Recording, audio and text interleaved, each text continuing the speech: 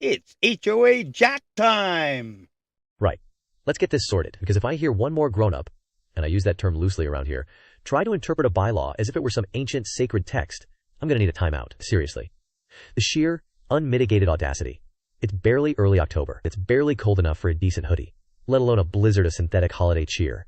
And yet here we are. We've gone straight from pumpkin spice to tinsel in 3 easy steps. We have an explosion from hell Halloween display on the lawn. You know, the standard fare of skeletons and a fog machine that smells suspiciously like burnt maple syrup. Now, magically, we're layering in a string of multicolored Christmas lights that look like a rogue unicorn threw up all over the fence. It's what they call festive. I call it strategically irritating. It's not just a decoration. It's a beautifully confusing mess and a blatant statement. And the statement is, we dare you to find this in your outdated rulebook, Gerald.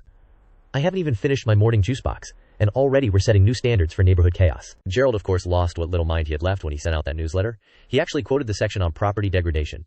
Property degradation. Seriously, as if my 2-foot-tall plastic snowman inflatable is going to somehow cause a structural crack in the foundation of the entire neighborhood. The man is a walking, talking clipboard of bad decisions and worse assumptions.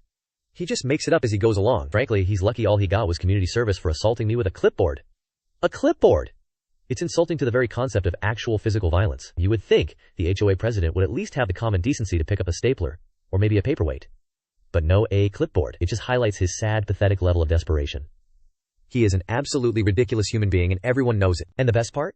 The beautiful, glorious loophole. The bylaws say nothing. Zip. Zero. Zilch. It's like the people who wrote them assumed everyone would use common sense, which, I have learned, is the most unrealistic assumption you can make in any organized community. Especially this one. They're supposed to be celebrating the birth of some savior. But really, the holidays are just an excuse for everyone to demonstrate the full depth of their mental instability. Exhibit A. Brian. Do you hear that? That's Brian trying to teach a squirrel to heel.